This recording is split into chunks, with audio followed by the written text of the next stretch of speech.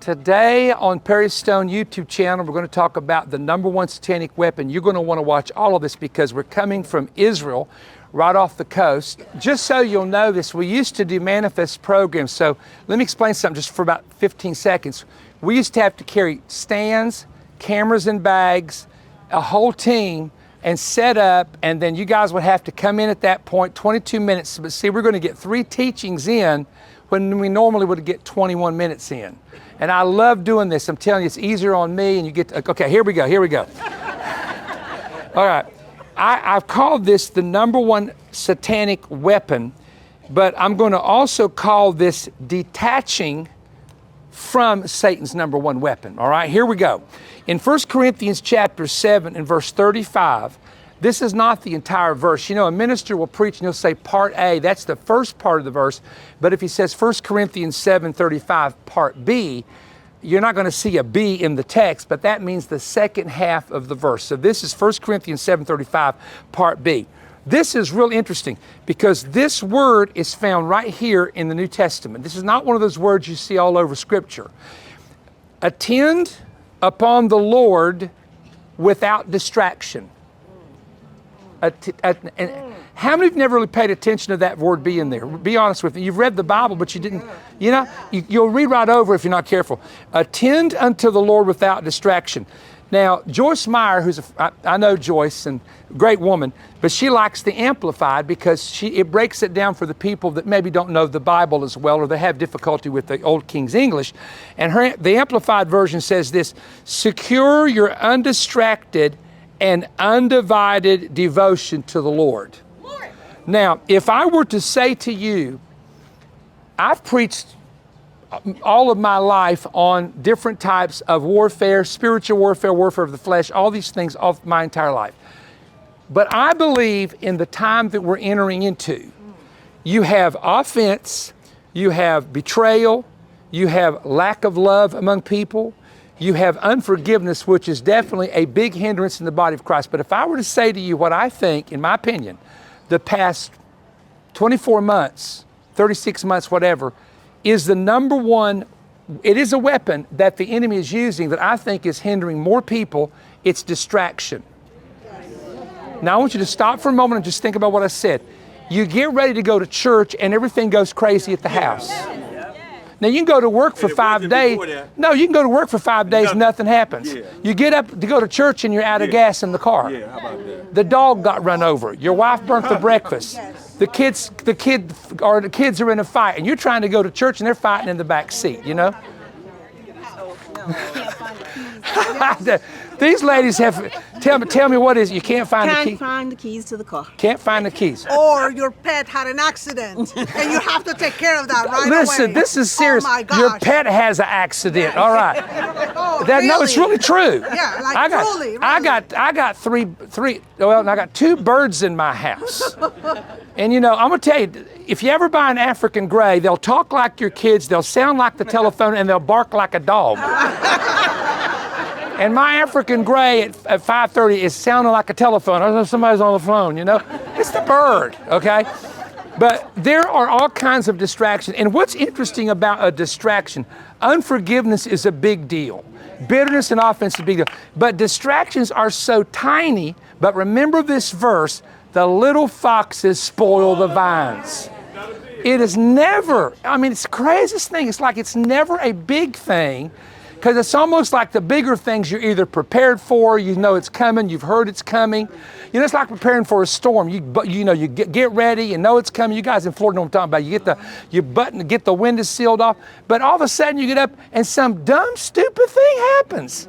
And it's like, it's starting your day off. It's like, you got to be kidding me. Are you really serious? I mean, we've gone in and, you know, the computers weren't working, or we've gone in, I don't want to go to all of our stuff, you know, and all of a sudden I'm up there and the electricity goes out. They decide the day I'm TV taping to work on the power lines in Cleveland. Oh, no. No, and we've had hours without power. It's distraction. Now, it's not going to affect your salvation. It's not going to affect your walk with God, but it frustrates you. And you cannot properly function, folks, if you're living a life in frustration. Let me come out here. We're going to get out of the sun, Charlie, because that's better for you. All right. Now, I looked up the Greek word. I just love being able to walk around like this. You know, I'm sorry, I just like this. I looked up the Greek word distract. Now, here's what it means. To drag something around. To drag something around, yeah. And it also means to be bogged down or choked up with cares of life. Now in Mark 4, when the sower sows the word, you remember how he plants the seed, Mark 4? And it says, cares of life, deceitfulness of riches, lust of other things does what? Chokes the word, there you go. So a distraction is to choke you off. What does it choke? I'm gonna tell you what it chokes. It chokes your joy. It chokes your peace. You can't sleep at night if you've been distracted all day. If you got a distraction coming the next day, you can't sleep at night. I'm telling you, distractions are the little foxes, and it's probably the number one thing on a steady basis that everybody here goes through that leads you into frustration. There are, and I'm not going to go into this in detail for time, but in the early days of my ministry, we had distractions. In the middle of our ministry, this would be 20, 25 years into it, there were different types of distraction. And when you get into the latter days, there's a whole nother level of distraction. And it's like that your maturity in the Lord. It's like David. David in early days fought a bear and a lion, right? Then he fights the Philistines. That's a whole nother level. Then he gets at the end of his life and a giant with a new sword comes after him. So David's fighting early a certain battle, but then it shifts in the middle, then it changes at the end of life. So you're going to find out that your battles, what the enemy used against you when you were a kid, may not work in the latter years. Let me give you another example. Paul said to Timothy, a young man, he said, flee youthful lust. Then he says to married people, let your marriage bed be undefiled. Don't let anybody interrupt that, right? And then you get to the end of Paul's life, and he's struggling with people. You know, they started to lie on Paul at the end of his life and said he burnt Rome down. And Paul said, all Asia has forsaken me. Can you imagine? All the people you preach to have forsaken you because somebody done lied on you. And they believe the lie. So everything is a different level at different times. But here's what I want to tell you. You must be careful of getting stuck in the distraction. And if you get stuck into the distraction, there's no joy and there's no peace. So what we have to do is we have to detach as much as we can. And you know, when you're a person like myself, I'm running a worldwide ministry, and I can name 10 things I have to do every day. I'm writing books, I'm writing news articles, I'm writing magazine articles. Now, I'm not telling you everything I'm doing, but I'm saying Charlie will tell you when they come up. Charlie's only 3 men have access to my office, and then my wife. So when you have to go through 4 security things. I shouldn't even be telling you this, but you go through 4 security things just to get to my office. So you can't nobody can just come up to my office. But when they come in, if I'm typing, Charlie knows, don't stop me. Leave me alone until I'm through with my thought, because it'll distract me and I'll lose my thought. So distraction, Charlie, did I just say you're a distraction? He's shaking the camera, no. He's shaking the camera. All right, so I thought about this, and I want to leave you with something you can think about. Okay, what is the best way to deal with distraction? This is what I'm learning. Now, I've been preaching 46 years, and I'm still learning things. Here we go. I deal with what I can deal with, but what I can't handle, don't worry about. I give it over to God. When you're in serious problems with issues of things, that's hard to do. That sounds real easy. You know, I mean, you're going through hell and somebody come around saying, God is good all the time. You want to slap him in the face. Go ahead, preach this. No, really, you want to say, can you come to me on another day because I'm going through this and that and on, boom, boom. I know God's good, but right now I'm fighting the devil. Would you give me some advice on how to kick his tail? You know what I'm saying? That's what you feel like saying. And it's like, oh, everything's going to be all right. Everything's going. Oh, you got money in the bank and I don't. Okay, it's easy for. No, I'm being very upfront with you. It's easier for people that have everything, got it together, not going through a battle, to encourage. But sometimes God lets them encourage you but I need encouragement from somebody who's in hell like me. Say, oh, I'm in that too. Oh, you're going through it. I am too, brother. Now, we're not going to sit around and talk about the hell we're going through. We're going to talk about how Jesus is going to get the keys of that thing and come out of that thing. in the future. That's what we want to talk about. So, what I'm trying to learn in my life is everything I can do on my own about any situation, I will do it. I'll work on it. But look, if I can't change it, if I can't change those crazy people, if I can't change a circumstance, there is no use in worrying about it. It is what it is. Somebody say it is what it is. And I'll just say to God, God, that's your battle. I don't want to take it. It's your battle. So I'm going to encourage you today, if you've been feeling like everything in your life has been just a big distraction lately, you know, it won't always be that way. You got to remember something. I said this to the group the other day teaching, and that is sometimes as fast as the attack comes, you'll just get up one morning and you'll hear it's over. You'll hear God did something.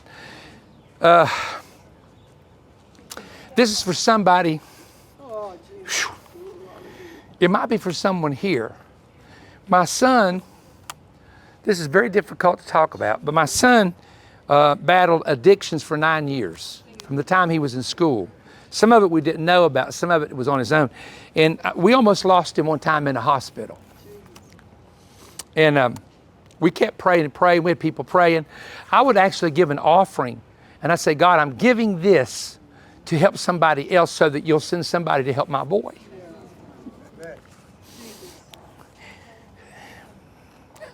And we did that for years. And I remember kept saying, God, one day it's got to stop, one day it's got to stop, one day it's got to stop. And I remember him telling me, and we laugh about this now, but he said, I ain't never going to work for you, and I ain't going to be in the ministry. And I'd say, man of God. He said, don't you call me a man of God. I ain't no man of God. And I'd say, I ain't talking to the fool in you. I'm talking to the king in you. That's right. Come on. Tell him that. And I'm telling you, now, I don't say this to embarrass him because we laugh at it now, but he just cussed me out. I said, you cuss me out all you want to, but I ain't gonna love you any less no matter how you treat me. How do you like that, boy? How do you like that? He goes, he walk away. One day he came down and he said, Dad, I've not made the best decisions. He said, do you have a job for me? And I went, whoa. And I didn't go, now parents told me that. Well, I've been praying about that. It's about time you came. No, don't do that. And I just want to say, to God be the glory. We give God all the glory. He works for the Ramp Ministry, which is Karen Wheaton's ministry, with Dr. Cutshaw at OCI. I got three grandbabies, including a new grandbaby boy. They live next door to us. And it's just like, this is the greatest time of our life, man. The kids come over every day, Nana, Papa, Papa. And he comes over, and I want to tell you something. Pam and I can tell you the greatest battles we fought for 9 years was praying he wouldn't die of an overdose. And I'm being honest with you. But we held on, and we knew he was being distracted by the enemy, and we held on, and we just would not quit. We would not give up. So Mom and Dad, listen to me, no matter what you see, don't give up on your kids, don't give up on your grandkids, and you talk to them like they're already got the victory. You talk to them like they're already in the kingdom. It'll drive them crazy, but you talk to them and you hold on, because if you will give it to God, what you can't do, He'll take care of it. Okay, I'm preaching long enough. I can tell by looking at this crowd, they need to go to the restroom. They need a restroom break. So we're going to let them go and get on the tour. And thank you for the thumbs up. Don't forget. Thumbs up. Don't forget. And also tell somebody about the YouTube channel to get more people on board, because Teaching from Israel is going to be all year long, God willing. We'll see you next time.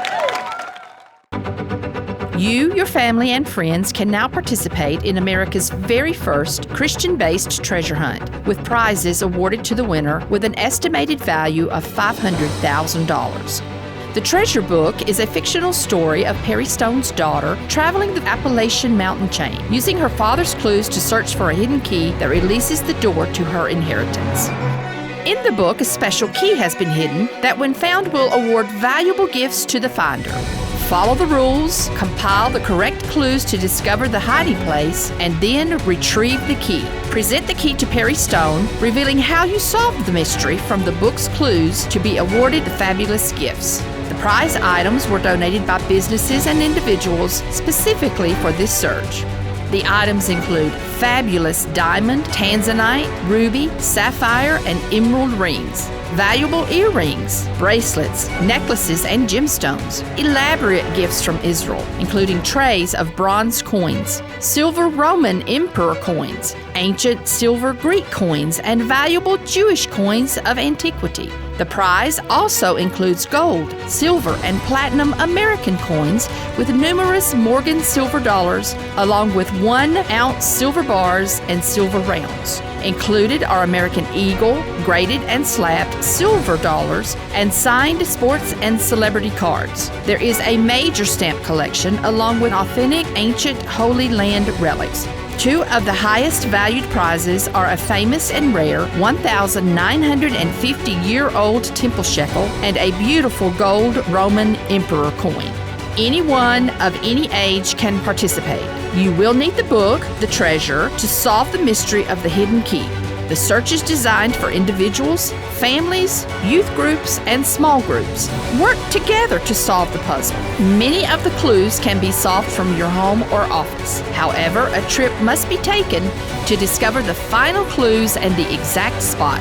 No one who has in the past or present worked for Perry Stone or any of his ministries are allowed to participate. Eligible individuals can participate by purchasing the 152-page, full-color, 28-chapter book, The Treasure, to research clues to the key's hiding place. The book is $35, and there is a limit to 2 per family. It is only available through Voice of Evangelism and not in any bookstore. Income from the book goes toward the Voice of Evangelism's 7-point outreaches. Order this exciting and unique book by calling 188-21-BREAD or go to perrystone.org. You can also request the book by mailing in your donation of $35 or more to Perry Stone, P.O. Box 3595, Cleveland, Tennessee 37320, and request offer TR1. Order now and be one of the first to receive your copy and begin a fun journey with family and friends to research the clues and solve the mystery. If you enjoyed this YouTube content, there's an important website you should know about: perrystone.org.